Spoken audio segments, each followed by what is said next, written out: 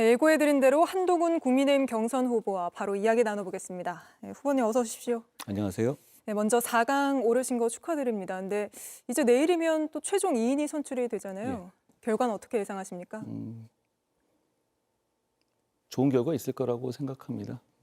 네, 좋은 결과 예. 알겠습니다. 근데 이제부터는 당원 투표가 50% 반영이 되는데 예. 경선 토론 과정에서 다른 후보들 상대로 꽤나 날카로운 공격을 했다 이런 평가를 받으시잖아요. 또 그게 역효과가 날 거라는 지적도 있는데 후보님 스스로는 어떻게 평가하십니까?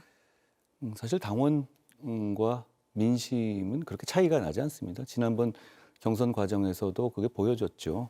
그리고 토론 과정에서는 저는 우리 어차피 한 팀으로 같이 가야 될 분들이기 때문에 네, 꽤 수위를 조절해서 그게 수위를 좀 토론했다고 조절한 거다. 생각합니다. 나중에 제가 이재명 대표와 토론할 때 보시면 제가 최선을 다해서 토론하는 것을 보시게 될 겁니다. 근데 이제 국민의힘 지지층 안에는 한동훈 후보만큼은 못 뽑겠다 이런 분들도 존재하는 게 사실이잖아요. 그분들 마음은 좀 돌리신 것 같습니까? 제가 오늘도 청주에 다녀왔거든요. 현장에 가보면 지금의 우리 국민의힘 지지층의 마음은 어떻게든 이길 수 있는 후보를 뽑아야 된다는 마음으로 네. 모여지고 있는 것 같습니다. 그게 바로 저고요. 저는 제가 대개 이제 말씀하신 방향들이 그런 비토 정석 같은 것들이 제가 계엄을 저지하는 과정에서 그 이후에 생겨난 것들인데요. 저는 그래서 우리가 지금 보수가 이렇게 살아날 수 있었다라고 설명드리고 그 과정에서 상처 입은 분들에게는 죄송하게 생각한다라는 말씀을 드리고 있습니다. 저는 이제 우리 국민의힘을 지지하는 분들이 마음을 모아가고 있는 단계다라고 생각해요. 네, 마음을 모아가고 있는 단계다 하셨는데 한독수 권한대행 이야기가 계속 나오잖아요. 뭐 오늘 권영세 비대위원장이 외부 인사에게 한대행과의 단일화를 도와달라고 요청했다 이런 보도도 나왔는데 후보님께서 거기에 대해서 부적절하다, 패배주의냐 뭐 이렇게 이야기한 거에 대해서 권영세 위원장이 조금 전에 뭐가 부적절하고 왜 패배주의인지 모르겠다 이런 입장을 또 냈거든요.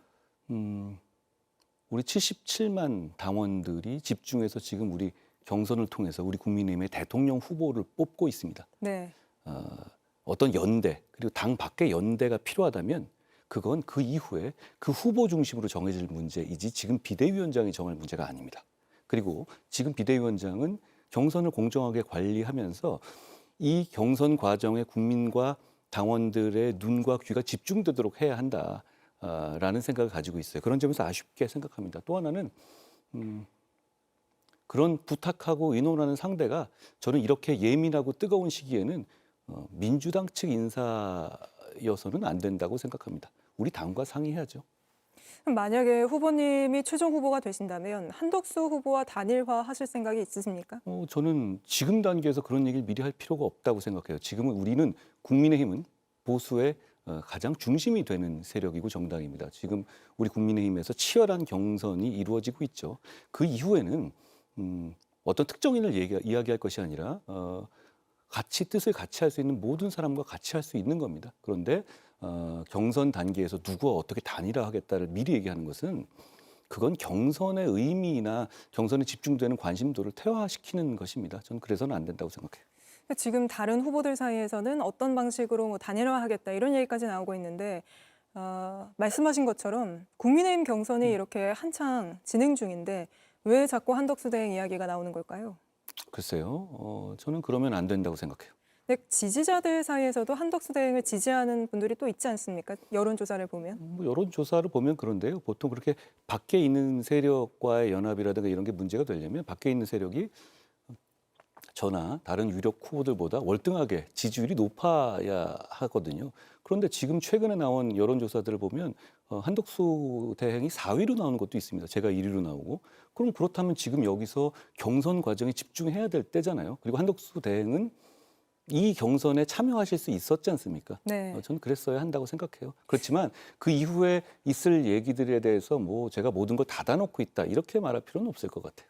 근데 지금 한덕수 대행이 4위로 나온다 이런 얘기를 하셨는데 또 반대로 여론조사 질문을 넣을 때 뭐 이재명 후보와 3자 대결 구도 이런 식으로 넣었을 경우에는 뭐 후보님을 포함해서 다른 국민의힘 후보들보다 더 경쟁력이 더 높은 걸로 나오는 조사들도 있거든요. 저희 조사도 최근에 그랬고요. 지금 현재 이 우리 국민의힘 쪽 보수 쪽에 있는 후보가 정해지지 않은 단계에서의 그 대결 구도는 의미가 없다고 생각해요. 오히려 그 수치에서 관심 가지고 봐야 될 부분은 이재명 대표의 수치가 45% 선에서 넘어가지 않는다는 점입니다.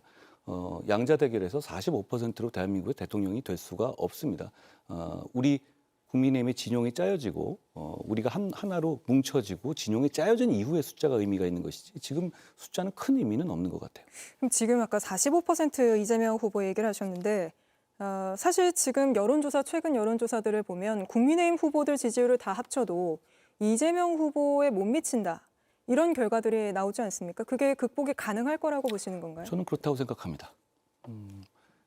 지금 결국은 우리 국민의힘이 계엄의 바다를 건널 수 있는지의 관건이 있다고 생각해요. 그 계엄의 바다를 건너는 것은 결국 계엄을 저지한 제가 후보가 됨으로써 건너는 과정을 마무리하게 될 겁니다. 그런데 그렇게 계엄의 바다를 건너고 나면 지금 이 나라를 망친 상황에 큰 축에 책임이 있는 이재명 대표에 대해서 책임을 묻는 선거로 시대를 바꾸는 선거로 윤석열 대통령과 이재명 대표를 같이 퇴장시키는 선거로 선거의 의미를 전 규정할 수 있게 될 것이다. 그렇게 시대 정신이 모아지고 국민들의 마음이 모아질 수 있을 것이다라고 생각합니다. 마지막으로 후보님께서 본선 승리를 위해 모든 사람과 함께할 거다 이렇게 이야기를 하셨는데 혹시 정광훈 씨나 전한길 씨처럼 탄핵 반대 세력과도 함께할 가능성이 있는 겁니까? 저는 일단 후보가 된 다음에는 뜻을 같이 하는 모든 사람과 함께 하려고 노력할 겁니다. 다만 기본적으로 그건 자유민주주의의 기본 질서 그리고 공화주의 기본 질서에 동의하는 사람들이어야 되겠지요. 누굴 특정해서 이 사람은 되고 안 되고 얘기하지는 않겠습니다. 맞는 사람들이라고 생각하십니까? 제가 한 분 한 분에 대해서 미리 지금 우리는 힘을 모아야 되는 입장에서 누구는 되고 안 되고를 미리 품평하지는 않겠습니다. 알겠습니다. 후보님 오늘 말씀은 여기까지 듣도록 하겠습니다. 본선 과정에서 또 뵐 수 있게 되면 출연 요청 또 드리겠습니다. 고맙습니다. 고맙습니다. JTBC 뉴스를 시청해 주셔서 고맙습니다. 저희는 저녁 6시 30분 뉴스룸에서 뵙겠습니다.